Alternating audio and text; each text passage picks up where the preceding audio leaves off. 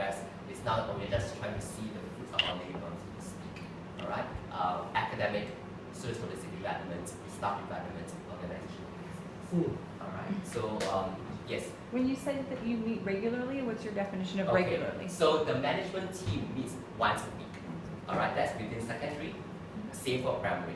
We meet all together school-wide, all right, end of each academic year. Okay, so we hunker down and actually talk about across the school, across the 14 levels, what are the things that we do in common? How do we actually apply backward planning? Okay, so that's another thing that we're trying to do here. What you want to see at the IB levels, all right, how does it cascade down all the way down to the primary? Okay. All right, so I will talk a bit about academics, but this was something that our principal talked to parents about at the start of the academic year. So at the start of each year, we have a parents-teacher meeting, and that's when the principal say about where we are right now and what we hope to do. And this slide we actually didn't share with the parents because they are already out on the internet, on our school website, and we want to actually gloss over that. We actually want to steer our parents away from this emphasis on academics. But you'll be surprised to hear that our parents are still very keen on this. If we ask them things like, what do your top students have? Can you give us a breakdown by A's and A+ in each subject? Even there was a recent news site whose journalist actually contacted the school and asked for such breakdown as well. Because I think Hong Kong there's this what I feel is a healthy sense of stress on academics in terms of exam performance. But we know we can't get away from it, but we try to steer our parents to another direction. So these are the achievements we have. Our emphasis is on how well do the students do based on what we see. We do take a look at what other schools have performed, but we try not to game the system. I'll talk about the gaming later on. There are a few things you can play actually as a school, but we try to stay away from that. All right. This is secondary 4, what they call grade 10. That's what they achieve at IGCSE. Our students, quite a few of them actually take exams as well at the end of secondary 3. Math, I would say, is pretty strong here. All right, it's got to do with the Singapore math curriculum we've started even since primary school, and therefore our kids are pretty well prepared. I think among the proportion of students doing additional math, okay, which I think you probably call honors math in high school with calculus, trigonometry, that's part of additional math. There's a high proportion of kids doing that, close to 80% of the cohort is doing additional math. All right, yes. When you said they steal your parents, what does that mean? When parents ask certain things, all right, or when they make certain requests, they want to know more information, and a lot of information they want to do, a lot of awards they want us to give will be academic. And we can say, okay, we understand your point, but we've got a certain foundation, let's look at other things, let's get holistic, let's recognize students who are good in performing arts, sports, things like that. And that certain information we will not disclose to parents as well, so we seek your understanding. So I'm sorry, just to be clear, and I might have missed this. This is a Singaporean school, yes, which is built for Singaporean parents living in Hong Kong, families living in Hong Kong, with the intention that they might go back at some point, but they're keeping both culture, language, and educational. Okay, good point. Yeah, that's what we started out with. The primary school, when the school when it first started was only a primary section only. The intent was exactly what you said. After primary school, after grade 6, we foresee the parents moving back to Singapore. Alright, the reason why it was set up here in Hong Kong was because it was this drive by the Singapore government to encourage people to go overseas, especially to China, to invest and to work. As years go by, we find that a lot of parents here settle down. Okay, they will want their kids to stay on in Hong Kong to secondary and high school education. And the attrition of the upper primary grades was really high as a result because they would want their kids to go on to other international schools here after primary 4, primary 5. So that's when the secondary section came about. And I think now our recognition is that the Singaporean students who stay with us are likely to stay for the long haul, at least up to grade 10 now. Okay, a couple of them will still stay till grade 12. But our philosophy of catering to Singaporeans still remains. Okay, we are still here to cater to Singaporeans first. So that is articulated in our admissions policy. So basically, any Singaporean child who applies to us, regardless of ability, we are obliged to them. Wow. Okay, so our profile is a bit diverse in terms of ability compared to what you will see in typical Singapore schools where you have streaming. Okay, I'm not sure how much you know about the Singapore system, but we have streaming after grade 6. So here we don't do that. Once they come in, a Singapore child will lock them in. Hong Kong students is a different queue altogether. They have to be admitted on the basis of merit, which we define as performance on admissions, test, and interview. So us interview is more important. how you relate to kids when you see you interacting with them before the interview is proper, and how you interact with interview business. And where is the expectation that they'll go to university? We have left it quite open. I'll show you the university. Okay, sorry. So no problem at all. Okay, IB results. We only have 2 cohorts. Okay, a very small year group, 23 and 34. The reality is that when we first started, not many parents have confidence in us. All right, that's the reality for most international schools that are starting. So we have very small year groups. We are seeing that increase. We have no wish to expand really quickly either, because again, coming back to providing for our Singaporean students and students with us, our emphasis is on the quality of education that we see. All right. So not too particularly concerned about the small class size. We are happy that the students who stay with us, they did pretty alright. Okay. We look at what other international schools have, how they perform.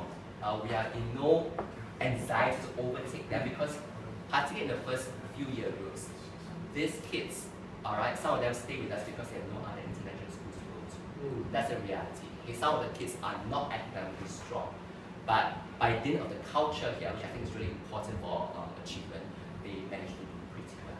Okay? So let me just share with you the university matriculations. Some of our boys, Singaporean boys have gone back for national service. So after high school, they go for national service for 2 years, after which they move on to university. So we have about, I think, double digit, okay, 10 of the kids right now are doing that. This is the spread of colleges or universities that are coming to. Surprise, surprise, okay, expectations, we have let it be. The parents are the anxious ones. The parents, especially of students who are not in the diploma program, have been asking, how is your placement in US colleges? They always eye US, alright? Our stand is, we will leave it to the child. And the profile of the first 2 year groups is such that a lot of them want to stay in Hong Kong. They feel that they still want to be near to their family, so you do see a larger proportion of kids choosing to stay in Hong Kong. Alright? Followed by, I think, UK. US is a destination that's grown, there's a growing interest among the current diploma program students. But it wasn't that strong in the first 2 years. Okay, so we don't have any experience as a school. Our point, our university counseling philosophy is that we tell them to spread.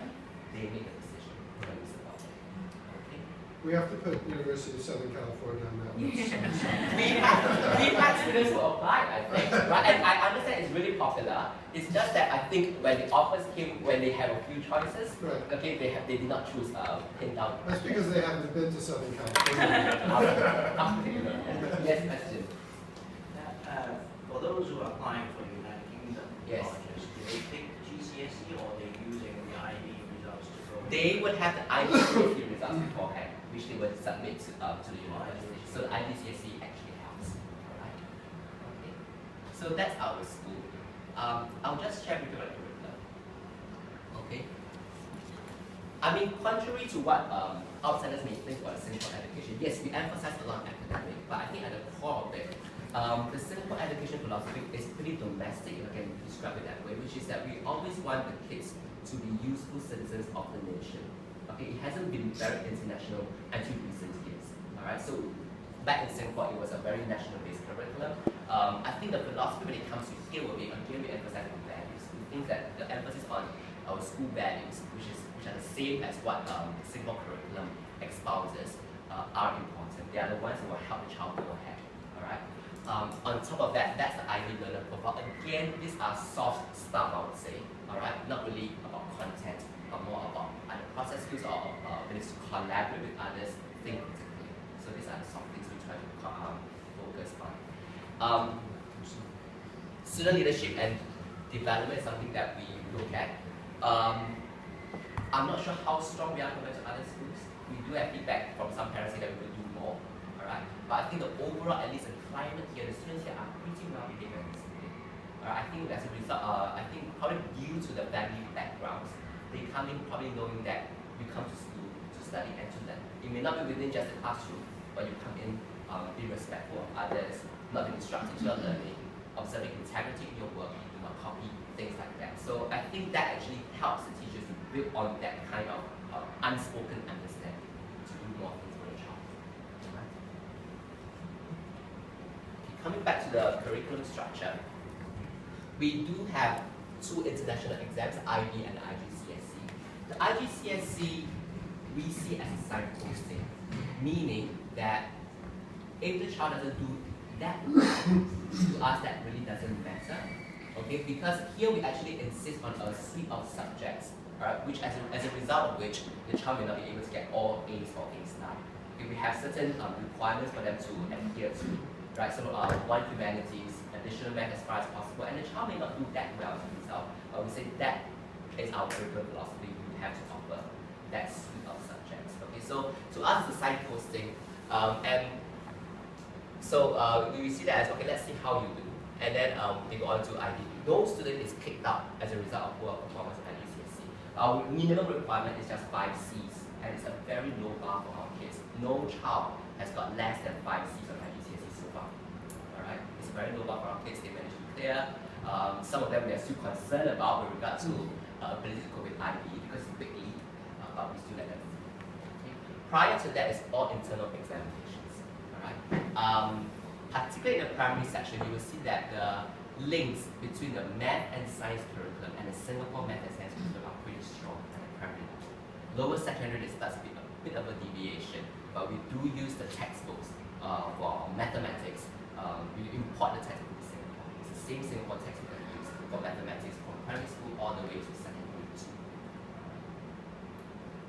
Okay, so coming back to the idea of backward planning. Coming back to academics, the backward planning is important, and there were talks, there have been talks all this while, maybe not that frequent, but at least a few times a year, between the heads in the primary and the secondary section about what backward planning actually means. What does it mean for a particular curriculum? Alright, so for primary side, okay, English, Chinese, math, these are what they have done, and we see that as preparing the kids for secondary section. Yes. When you say famous authors, is that contemporary as well? Yeah, contemporary as well as the classical. So the reason why I say that is, in Singapore, the Chinese curriculum is based on a list of vocabulary. It's vocabulary based. We see that as not really ideal to language learning. It should be exposure to different text types for instance, alright, and different genres, okay, in terms of time period. So that's the shift you have made. So the Chinese curriculum, the English curriculum have deviated from the Singapore quite a bit. Alright. So math, quite similar, very similar to what you see in Singapore. You call it Singapore math, I reckon. Alright, but I'm not sure actually what stands us apart. Alright, spiral, heuristics, modern method. Science as well, strong links to the Singapore curriculum. Please excuse my ignorance. Cantonese or Mandarin? Mandarin. Okay. Reason why we offer Mandarin is again what we have learned from Singapore. And I think even in 1991 we recognize that China will be an emerging power. Okay, and that's a language that will help you in the commerce in the workplace. Right, balanced suite of subjects. Alright.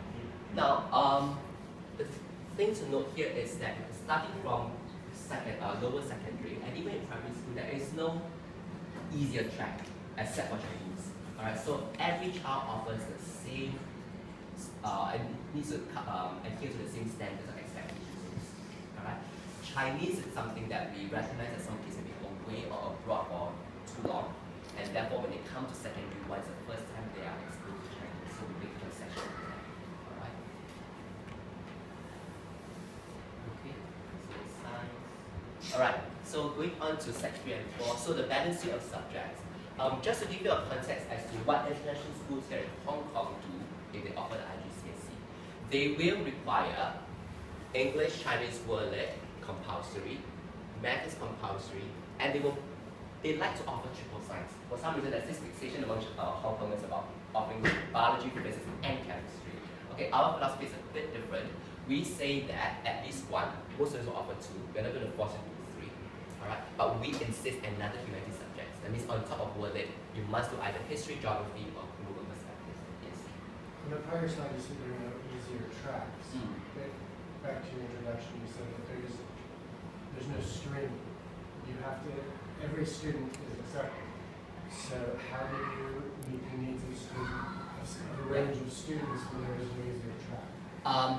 We have been lucky so far. Although it's no easier track, the students we have got so far are they are not that wide in terms of this. There's still room for teacher to differentiation within the classroom of 25. Alright. Going forward, we do see a great proportion of students with special needs and learning needs